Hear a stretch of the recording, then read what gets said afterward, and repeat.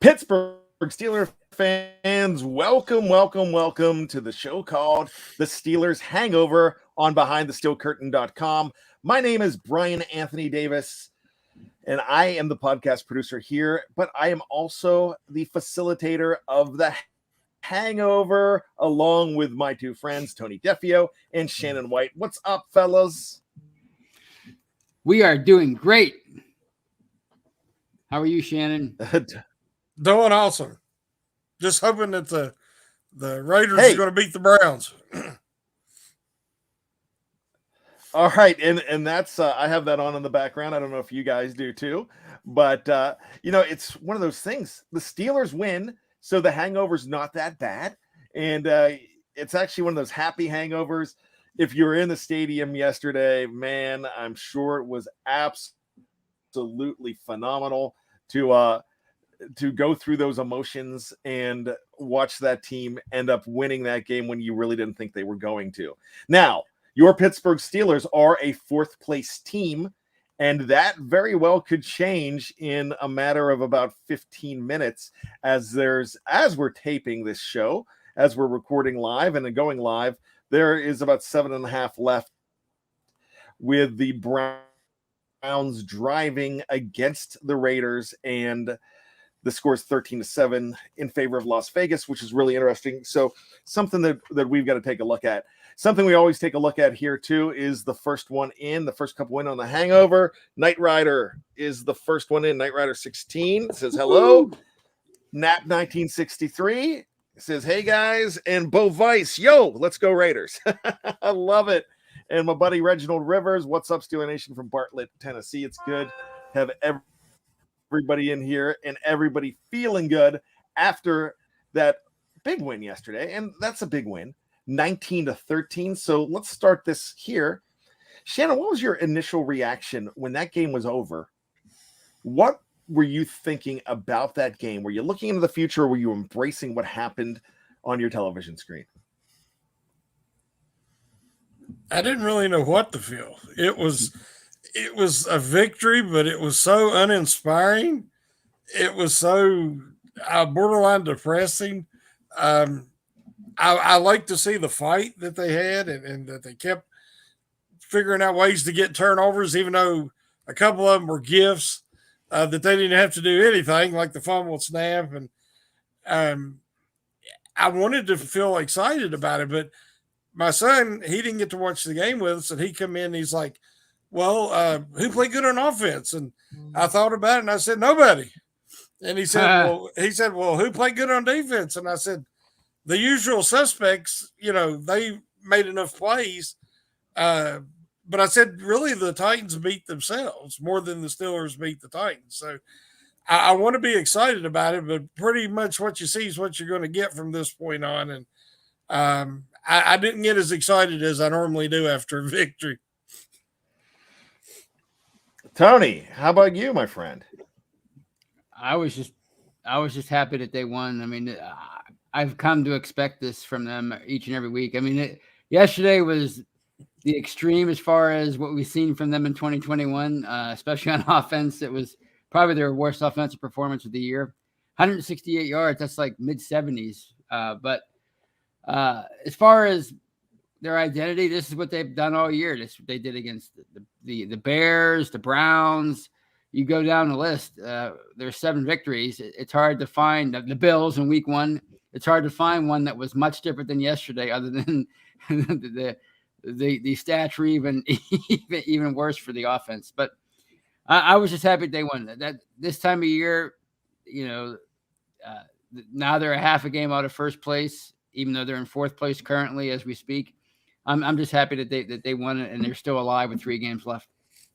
Here's the reason that I was really pumped up after that game. And if you listened to or watched the Steelers BTSC postgame show with Jeff Hartman and myself, with Dave being at the stadium, he had a little postgame of his own.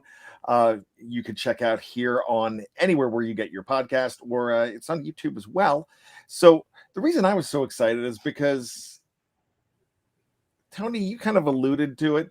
It's their identity. It's who they are. They're winning ugly. They're winning weird Shannon mentioned something the Titans beat themselves. I'm not going to discount that, but there's a part of me that feels like the Steelers defense did force some of that self-beating. Let's just put it that way. I really feel that some guys on defense did step up. One of the usual suspects that is not a usual suspect, but I thought Terrell Edmonds was fantastic in that game yesterday. I liked some of the things that I saw from Akello Witherspoon again. There were things. Joe Schobert looked good, and Bush is starting to look better. So, but the whole thing, if you go ahead and look at the title of this podcast tonight, it is simply the Steelers embraced their identity, their dramatic identity, while beating the Tennessee Titans. So basically, this is a team that is in the mold of Ben Roethlisberger, where Ben has the flair for the dramatics. I don't know many quarterbacks this season that you could really say are better than Ben Roethlisberger in the 2-minute drill. I will say that. I think he's fantastic in that 2-minute drill. I just feel like this whole team is they're going to be fine winning ugly. They're going to start off slow, and they're going to give us some heartburn and some palpitations. But in the end, they're finding ways to win games, and that was a game that at halftime you're like, they've got no business being in this ball game whatsoever. And they turned around and won it. Tony, what are your thoughts there? Yeah, I mean, winning ugly is really all they can do, because they're just so hindered on offense, and we really have not seen much improvement from week one. We haven't seen any improvement based on Sunday from week one, and the injuries on defense. And I thought it was funny. I wrote about this right before the show, that people were like, "Oh, the Titans fired them up by standing under a logo and gathering under a logo before the game." They were so fired up that they were losing 13-3 at halftime. So this is just who they are, and like as the title of the show suggests, they just have to embrace it, and that has to be their identity. They're in a situation right now. They're kind of in a transition as far as their roster, and they just have to do what they can do each and every week to survive. And this is one year where style points really do not matter when it comes to a Mike Tomlin team. Shannon, let me ask you this to follow up with what Tony said. The Steelers, they're not winning pretty, but the bottom line is they're getting the job done. Does that make you feel any better with the fact that this team could continue to find weird ways to win, that this team will not play pretty, not have any style points whatsoever, and not do anything to make you feel good about them, but that W in the win column? I've actually felt encouraged after a couple of losses. This is the first game of the year that I didn't really feel any encouragement. Maybe it was the realization that they are severely limited, even more than I've been willing to admit. They finally showed the effort that they didn't show, consistently. They're still getting gashed on defense, but you could see the effort and guys trying to stay in their lane and get off blocks and stuff they wasn't even showing at all against the Vikings. So I felt positive about that. The Titans coming out, getting on the emblem and everything like that. Teams from the past, they would have been somebody. They would have been something happened there. This team just doesn't have that. The guys that have a lot of heart and the leadership on the team are not that type of guy that they're going to go out and say something. Shoot, Porter got thrown out of a game in Cleveland for having a pregame altercation with a guy. So we don't have those kind of guys. But I thought, well, they're going to come out after that and they're going to be fired up.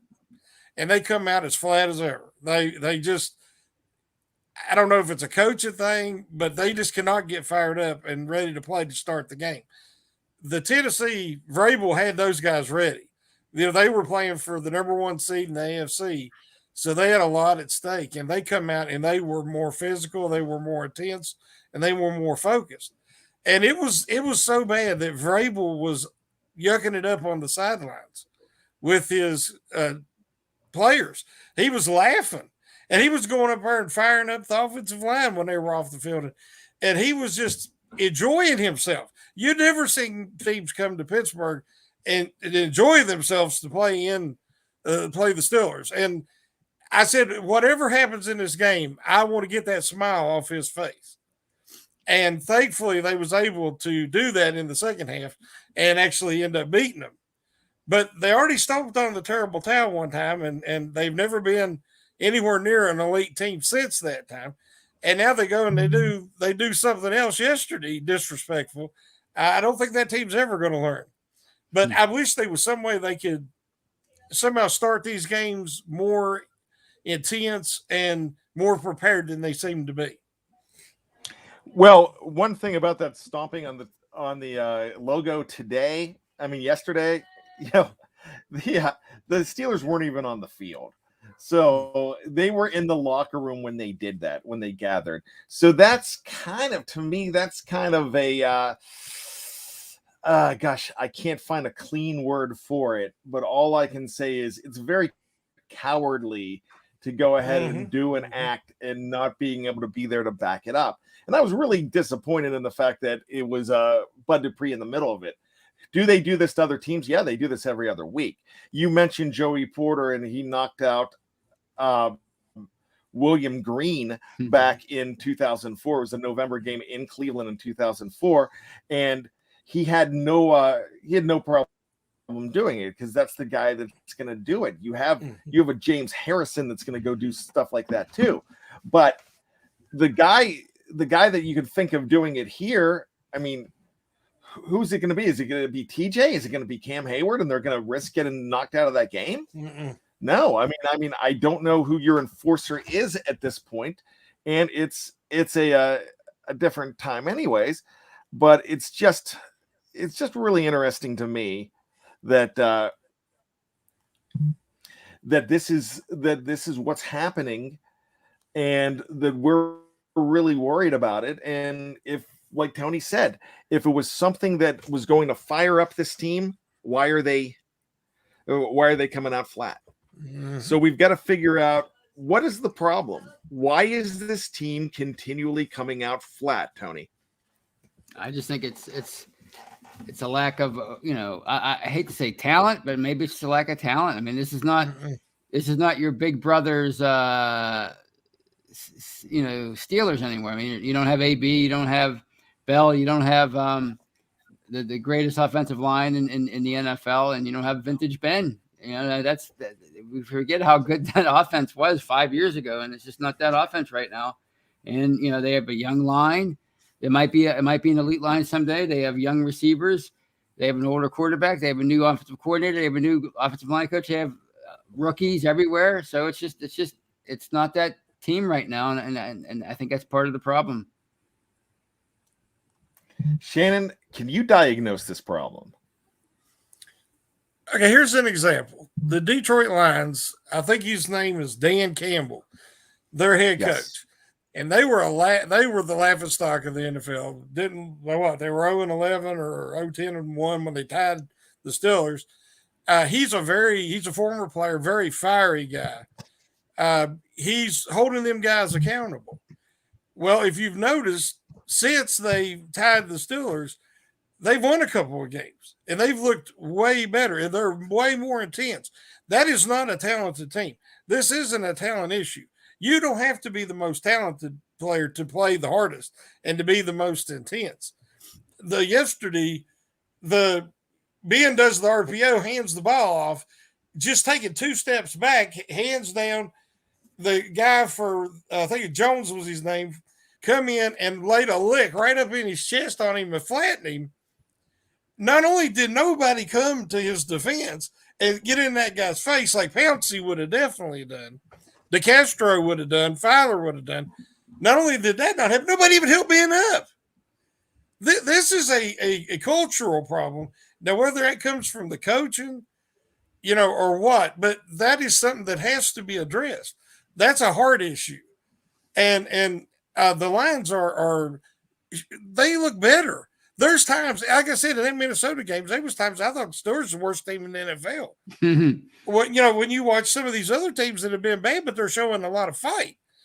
Like I said, that's the main thing I look for is the effort and the intensity and the want to.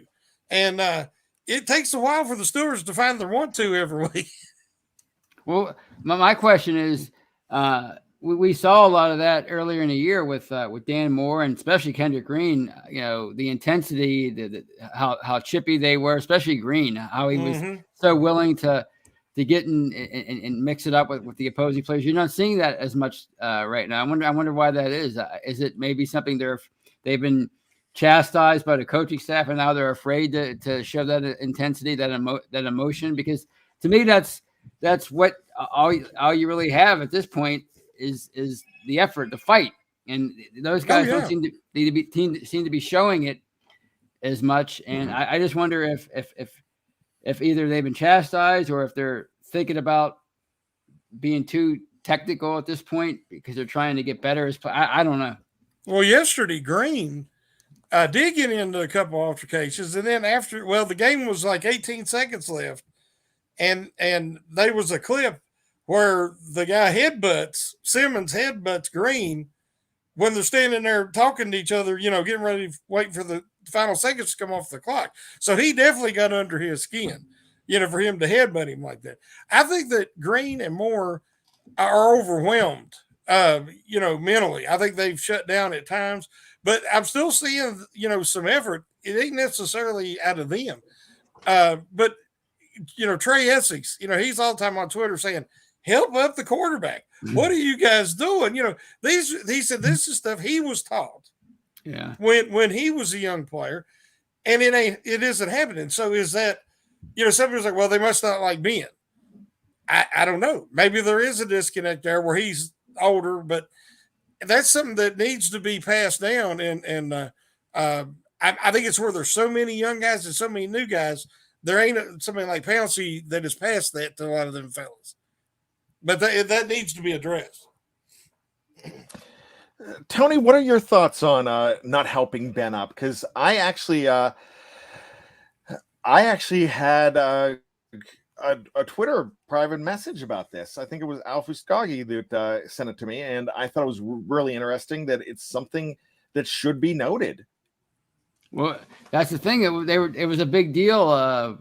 The first month of the season, it became an issue, and I forget what game it was. I think it was maybe the Denver game, or it might even been the game that they lost. But I know I think it was week 3 against the Bengals. It was obvious that they got the message and they were helping Ben up after each time he got knocked to the ground. So I don't know what changed there. I mean, if they forgot about that already, what else? So maybe it's just a fact that they feel so bad because they're young players. They feel so bad when he gets hit that they're afraid to maybe he's going to yell at them when he goes to lift them up. I don't know what it is, but that's something that if the message wasn't received 2 months ago, then I don't know what the problem is, because that should be the least of their issues right now is helping him up, because it was a huge deal early in the season. Well, then that's a culture problem too as well. We have Connor Eddy giving us $4.99 as a super chat, and if you want to do a super chat and come to the top of the queue, we really appreciate that. $4.99 from Connor. Do you believe Ben carries this team? And if not, who is the one to carry this team? Shannon, I'll start with you. I think Ben's trying. He's the face of the franchise still, and he will be till he walks away. TJ is the best player, and Hayward's the heart of that defense, just for what he does every week in the trenches. And we need one of those guys on the offensive line that has that same type of heart. But Ben this is probably about one of the overall the least talented offenses that he's had. And at this point in his career, at 39 years old, with his bad knees, and he just can't do the things he used to do, and he can't carry an offense like he used to. And like everybody's like, Claypool's gonna come out after making such a I don't want to say the wrong thing of himself in the Vikings game. Everybody thought he was going to have a huge bounce back game. He did nothing. He drew a penalty or two, which he does. He's regular. They have to interfere with him to try to stop him because he's talented. But it wasn't nothing like the game that so many people was expecting. They took Johnson away, who was being thrown to. I wanted to see him go to Freiermuth, and Freiermuth got knocked out. And that that's not his fault, but they only had 40-some snaps on offense. Yeah, it was that bad. And then Harris, with the way the line is, we don't have anybody who can bounce outside. Harris can't do it. There's nobody with the speed to make a living that way. They got to stay within the tackles. And Harris is trying his hardest to make a big play and to show patience. But earlier in the year, he was getting 2 and 3 yard gains out of what could have been 2-yard losses, as you said, Brian. And he did that all the time. Well, he's not as committed to doing that, and he's still trying to hit these. They got to get, 2nd and 7, and then maybe 3rd and 4. They got to stay on schedule, as Tomlin likes to say, to be effective. And even then, they get any kind of penalty, and it seems like they're never able to overcome it. So it is definitely what we're seeing now is what we're going to deal with the rest of the year. And you just want to see them win enough to get a chance for these young guys to get some playoff experience and Ben to have one last hurrah. So Mark Tobin says this: there's no one to carry this team. We need all the luck in the world each game to win. Yeah, that seems like that's what's happening, and it almost seems like that's what's happening NFL wide. So here's a question that I have for you, Tony. I'll start with you on this one.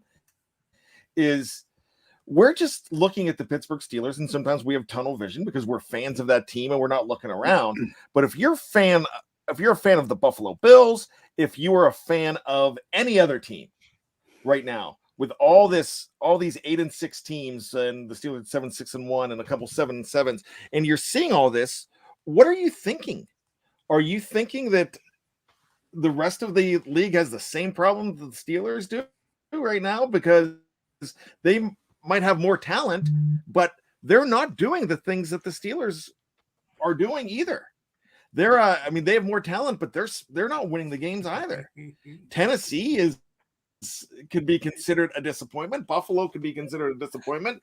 Baltimore is right now the number 8 seed. And I tell you what, real quick, let's just do this because it's fun and it's live. And let's just get our reaction. The Raiders are going for a long field goal with 3 seconds left in this game. And let's see whether they get it to beat the Browns. And the arms went up. Oh, they called a timeout. Oh, my God. The 48-yarder went through, and they iced the kicker. Now, Daniel Carlson is a great kicker. But I'm like, are the arms going up? That was absolutely crazy. Oh, man. Timeout right before the snap. And, it was a good kick. Are you guys watching this? Or no, my wife is hollering in the living room. She's super and hollering. She don't know it ain't good.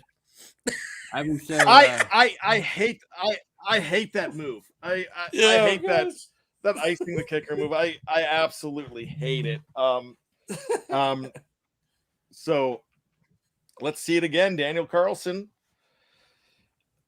Gosh, we need to see the Browns lose this game. I mean, just as Steeler fans in here, and that cesspool in Cleveland's going crazy right now. They're throwing up Lockett.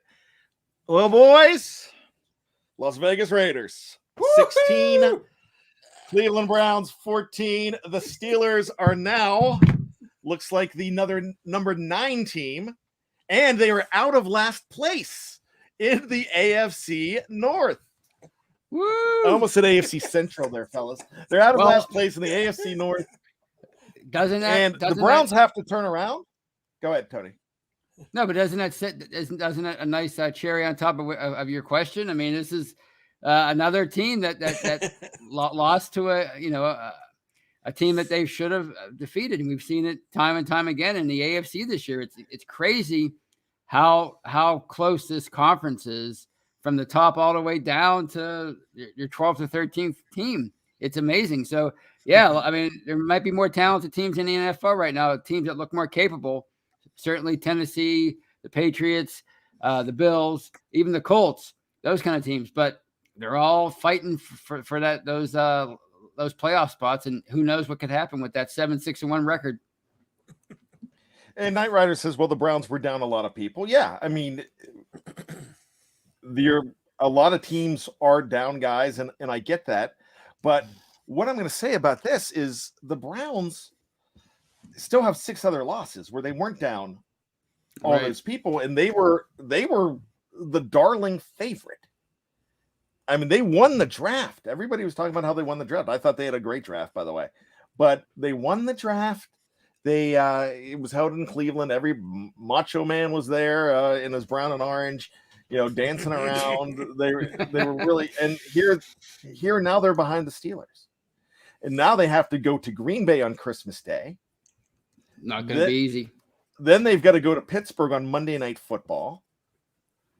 And then they've got to turn around and play the Bengals. So this is going to be a very interesting road. So go ahead, Tony.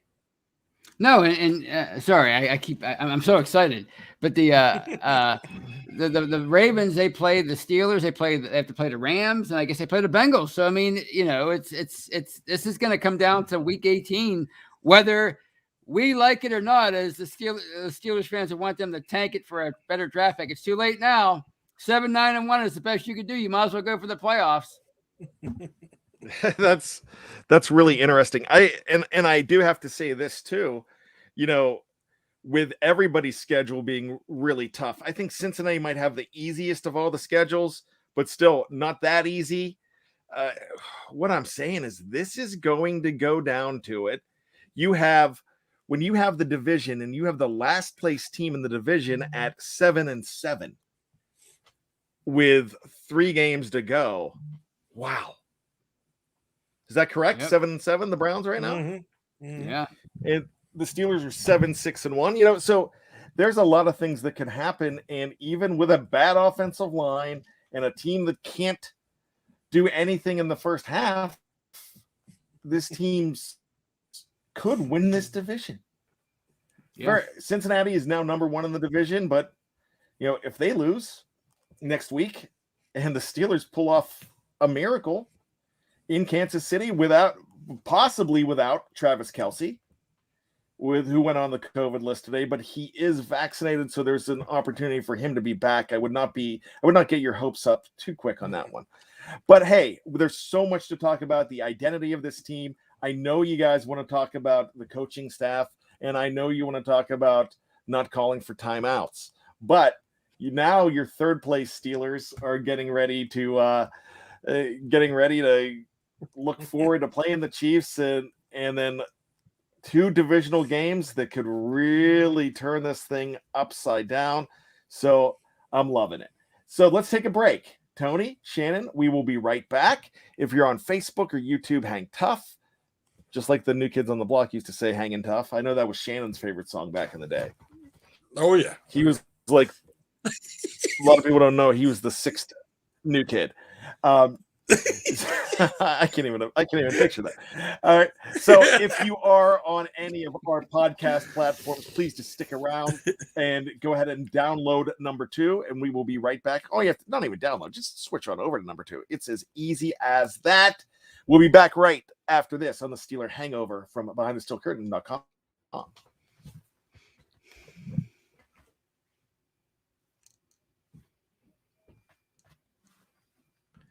Welcome back to BTSC. My name is BAD with Shannon White and Tony D. And it is one of those days where, hey, we're loving life because the Steelers won, but we're lamenting life because the Steelers were not pretty doing it. So back to the first half, all I'm going to say is the Steelers are going to win some games ugly. They're going to be you're not going to see them win a game that is decided in the third quarter, and we could all relax. Nobody that's at that stadium, if it's at Heinz Field, is going to be able to leave early. That's just what happens with this team. And it's gone back to last year. We saw this a good bit last year, even when they started out at 11-0. And then you got to the point where they were struggling at the end. They had to win that game against the Indianapolis Colts at home. Were really looking bad in the first half and came back in the second half and won it. And that's what they've done all 7 times they've won. I was at the tie against the Detroit Lions. They actually started off well in that game and then fell flat. And so, man, I got to tell you, I wish it would have been the other way around and they found a way to muster it up. But it's Ben Roethlisberger is the guy that rallies them back. And I made this comment earlier on in the show that the Steelers are one of the best teams with 2 minutes to go in that 2-minute drill because of Ben Roethlisberger. Do you really think without Ben Roethlisberger, do you shudder to think what this record would be? Would we be talking about a very high draft pick, Tony Defeo? Absolutely. We don't. Dwayne Haskins. The sample size is obviously incredibly small, and it's contained to the preseason. But we know Mason Rudolph is, he's a backup quarterback. So if they're with this offense the way it is right now, and the lack of overall playmakers, at least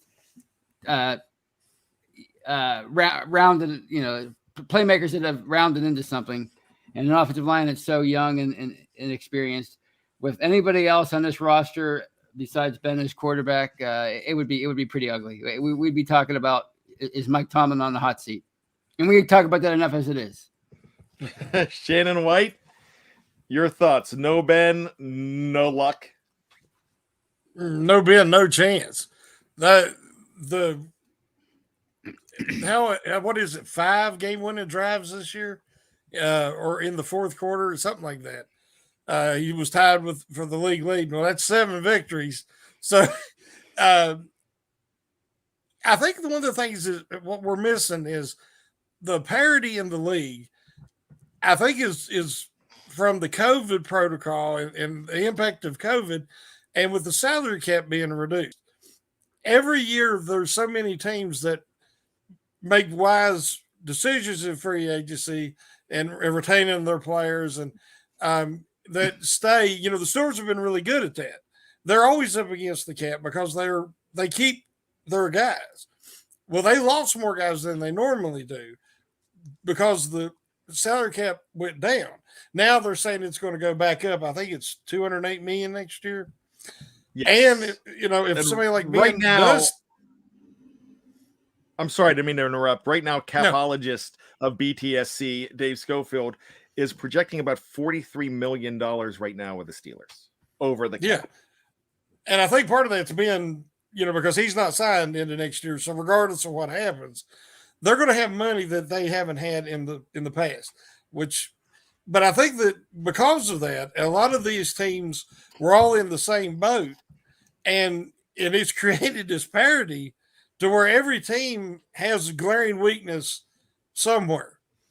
And then the teams that don't have developed that due to the COVID issues and the injuries.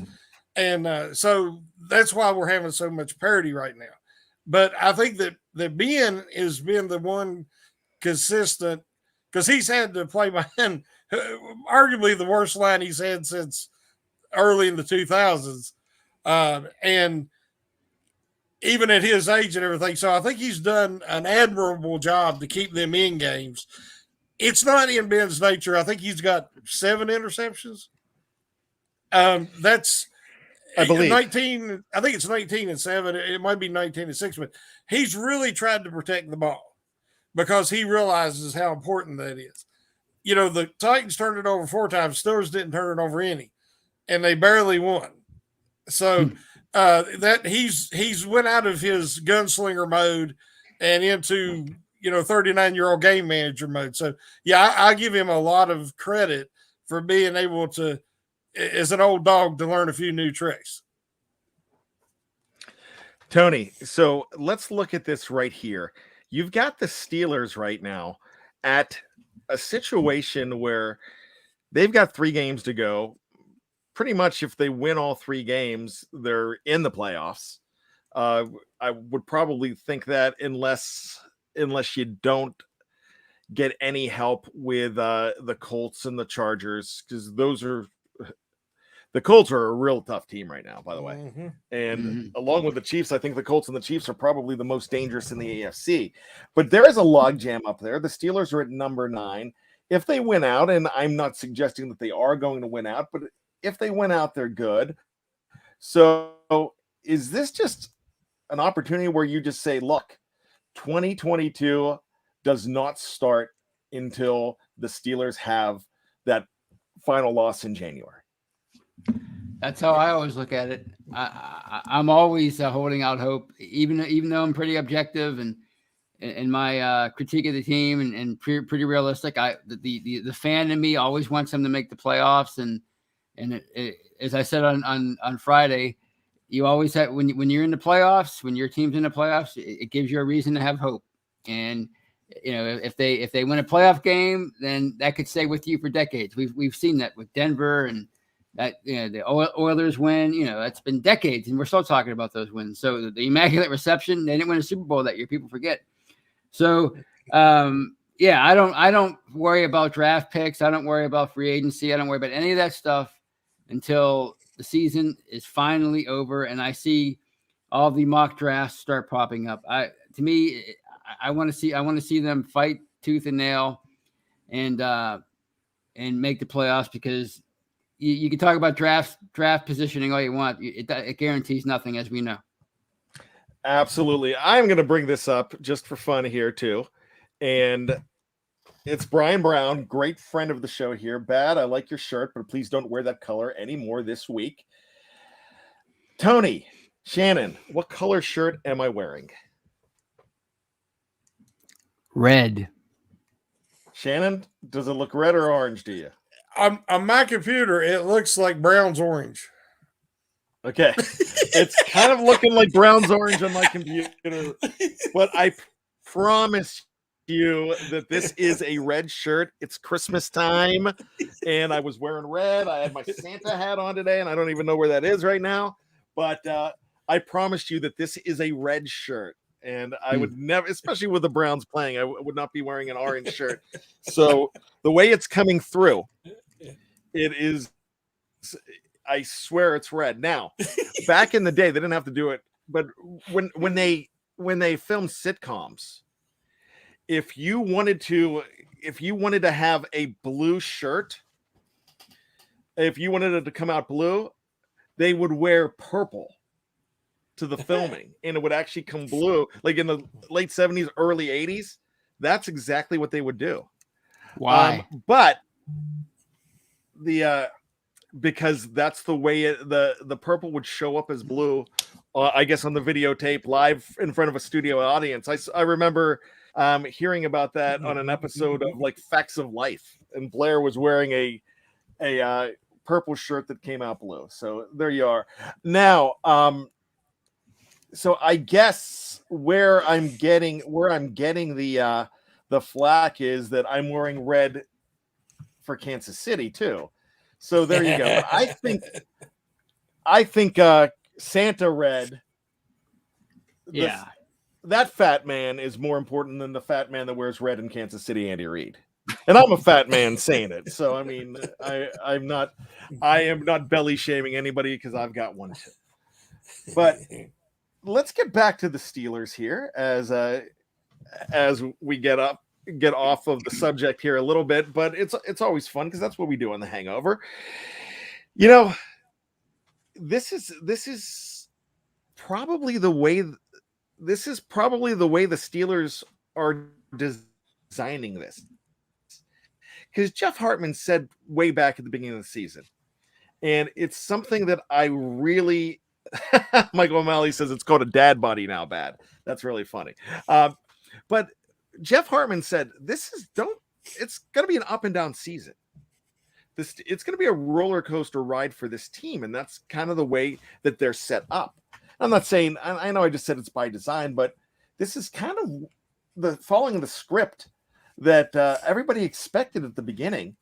And you expected them, there's some people that expected them to be 7-10 and out of it. And they could still finish under 500, but they are doing what they need to win. And could we really sleep on that? Because it doesn't matter if you find the treasure, how you found the treasure, it just matters that you found the treasure. And that's it. And that's where the whole Mr. 2 a.m. joke came out. So here's my question to you guys. And this is a big one. Does it matter what happens in the playoffs right now? Doesn't it just matter getting in? Do you have a problem with this team? Would you rather this team not get in because to spare you the disappointment of losing in the playoffs, or get in and see what happens? Tony, I'll start with you. Oh, get in and see what happens. I mean, that's like I said a few minutes ago. There's nothing more exciting than looking forward to an NFL playoff game. That whole week, you just get to talk about that game, write about that game, look forward to that game, dream about the possibilities, fantasize about an exciting win, and then if they win a game, then it just makes it even more exciting that following week. So get in and see what happens. Last year they were 11-0. And they kind of imploded down the stretch, and they lost to a team that was COVID compromised, didn't even have their coach, so anything can happen once you get in. And I know it's cliched, but get in and see what happens. I'd love to see them turn a tide on somebody and knock out a higher seed this time around and have them worry about that all off season. Shannon, with other teams struggling right now too, and I know we've got to be myopic because it's the Steelers that are struggling but still winning, and we are closest to this team, so we know we are worried about the future with it. But can you see a scenario where they can go and make waves in the playoffs if they just get in?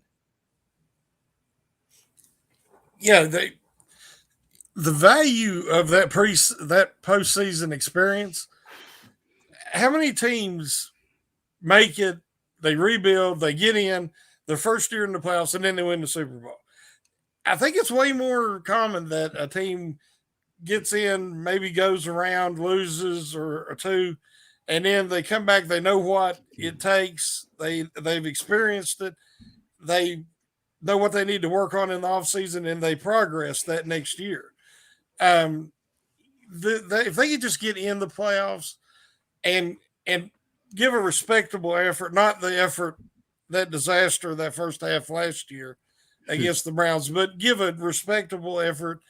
The benefit to me for what it does to the culture and the experience it gives the young guys far outweighs a few draft positions.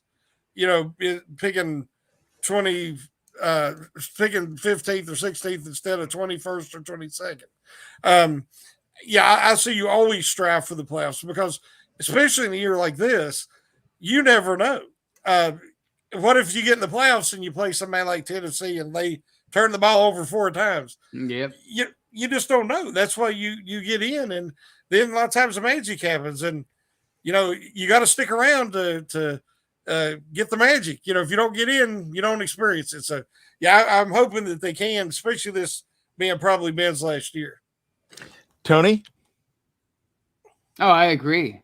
No, yeah. I mean, what Shannon said, that's a great point at the end. This is Ben's last year. Presumably, you want that guy to, I mean, he's obviously you see him lately, how he's acting. He's very, very annoyed, very emotional during games, very getting in people's faces. He's wearing it on his sleeve. He knows that this is probably it for him, and he wants to go out in style. And what better way than to get in the playoffs and have that one last victory, or maybe 2, or who knows, in the postseason. And maybe he's, if he gets in the playoffs, he's going to say, well, forget about my physical limitations, forget about all that stuff. I'm just gonna go for broke, and this is my last ride. I might as well just put it all out there. So yeah, do it for Ben. So let's bring up Wes here. Might be a dumb question. I don't think it is because I've read it and I brought it up. But is it better to have been an up and down team, honest about who we are, than an 11-0 team, than imploding team? Which she's talking about that 2020, that 11-0 start. Yeah, this is definitely a true team. They know who they are. And this goes back to the identity and embracing their identity and who they are, that they're not going to do it pretty. They're going to do it blue collar. They're going to do it ugly. They're going to give everybody heart palpitations. But in the end, they will find a way to have a chance to win that game. So, Shannon, I agree with Wes on that. What are your thoughts? Yeah, last year was a little bit of an aberration. They was never as good as the record suggested early in the year, and it all just came crumbling down. And this year, I think, is, you said to start the show, we kind of know what the Steelers are now, and they're going to have to win ugly. They're going to have to win this way. What I was hoping was going to happen is, if you look at the Patriots this year, the Colts, now the Chiefs after their rough start, the teams that are got a little bit of luck on their health, they're well coached, and they're finding cohesion, and they're getting better each week. The Colts look like they were done, and they started leaning on Taylor in that running game, and they've got such a strong line. Again, all the teams, it seems like that are real contenders, they have strong offensive and defensive lines. It's the foundation. And, just so happens that the Steelers is young and or injured. And but yeah, I would definitely like to see him get in.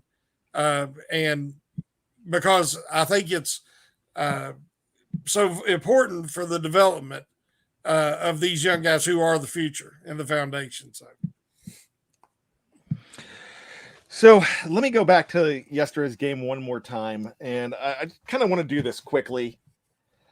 Mike Tomlin came out and said, hey, he was just concerned about stopping the I almost called them the Colts, stopping the Titans before halftime, and not worried about anything else. Do you kind of believe that, guys? Do you think that's a problem, that you're not giving another coach a chance to intervene and jump in? I thought that was supposed to be Terrell Austin doing it.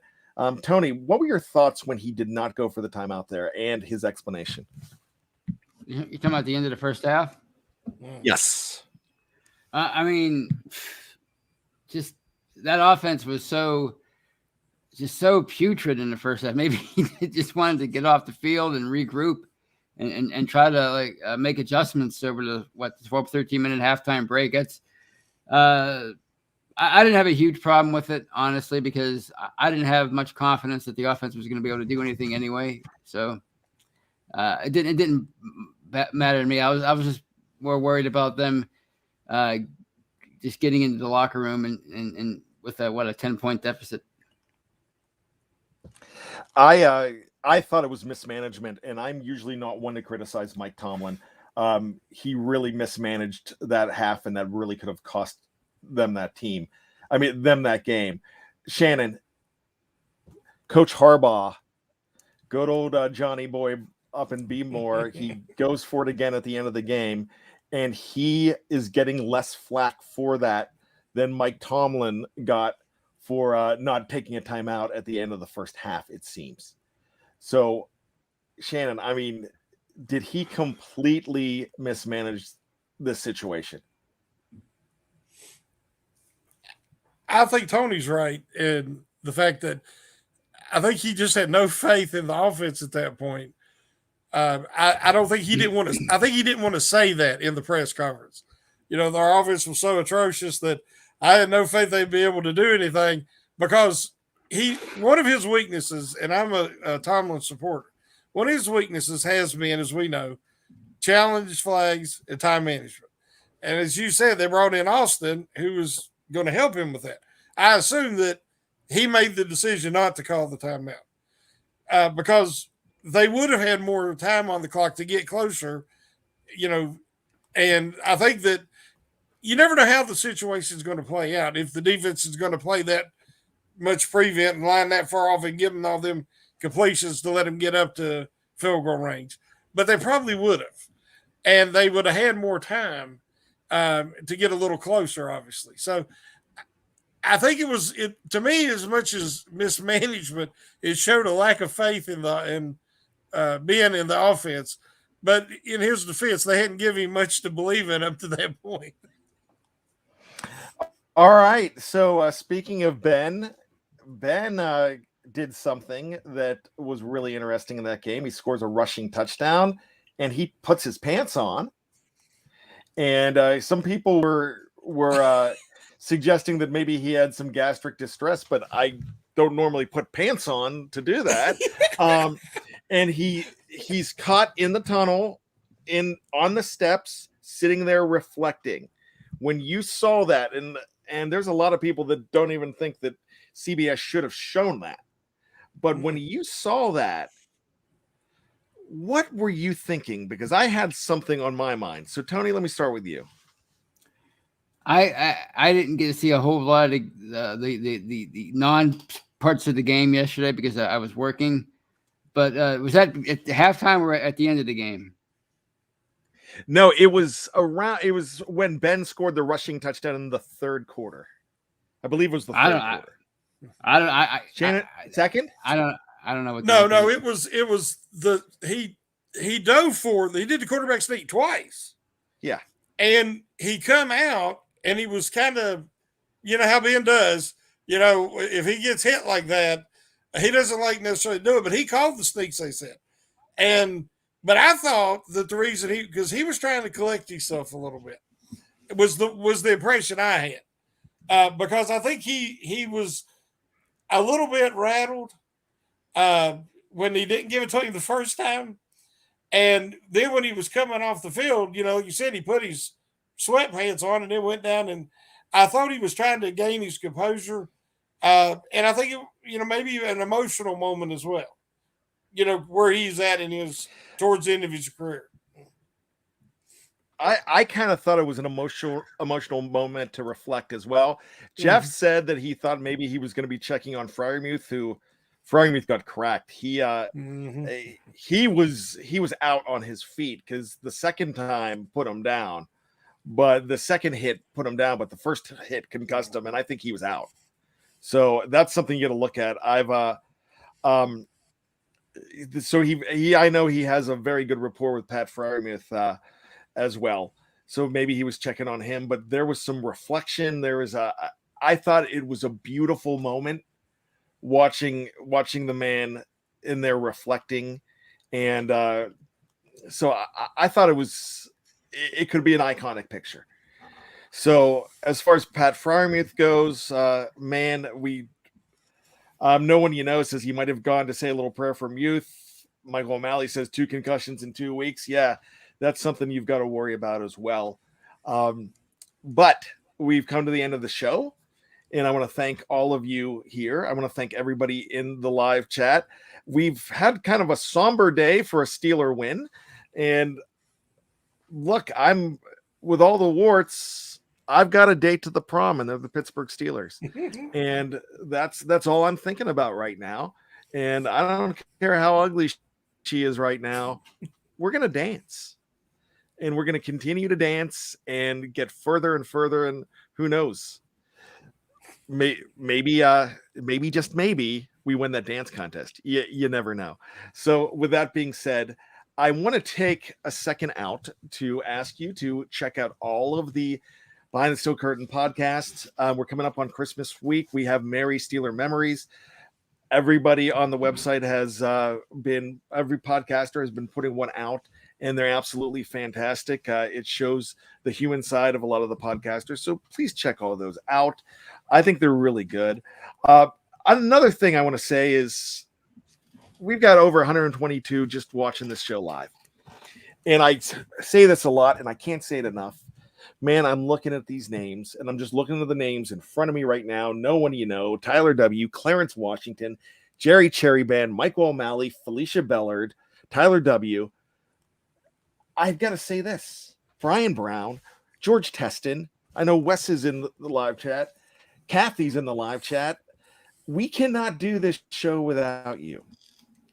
And you're a part of our Steeler family, and God bless it, we love you, and thank you so much. Paul Scherfson from Loretto. That's not too far from me. St. Francis is in Loretto. Awesome. So I want to say to all of you, on Christmas Day, I'm going to be thinking of all of you, and I hope you have a beautiful Christmas with whoever you spend the time with. And I hope it's a time of great reflection. And if you're having a rough time this holiday season, hit us up on Twitter. Hit me up on Twitter, and just say hi. Because I tell you what, we can't do the show with you. We don't want to do the show without you. And God bless you. You're awesome. So thank you. So we want to say Merry Christmas to all of you. Tony and Shannon. Tony and I have been riding this train for a long time together. Shannon is new to the show, but I gotta tell you, he's one of the family too, and I love having you around, Shannon. And Tony, you're my bro too, and you know how I feel. So I want to say Merry Christmas to you fellas, and thank you for all that you do. Merry Christmas to you, Brian, man. Merry Christmas to both you, Brian and Shannon, everybody in the live chat. I hope everybody has a special holiday season. Yeah, we've got Reginald Rivers in here, Mark Lake, Jay Win 122, Robert Barassa from Rhode Island. Awesome. Love you guys. It's been a blast. I look forward to it each week. Love my Steelers. Love everybody that supports us and follows us. And Merry Christmas and God bless all of you. All right, so you've got to do 4 things for us. You've got to stay safe, be true to yourself, always be behind the steel curtain, and have a wonderful holiday, however you celebrate it. So for Shannon White and Tony Defeo, my name is Bryan Anthony Davis. You could call me bad. And just when you think you've got all of the answers, we keep changing the questions. Shannon W. Woo! Jonathan Alejandro, I'm shouting out to you, my man, too. Merry Christmas, my friends. We love you. We will see you next week, hopefully after a great win over the Kansas City Chiefs. That's my Christmas wish. We'll see you all. God bless.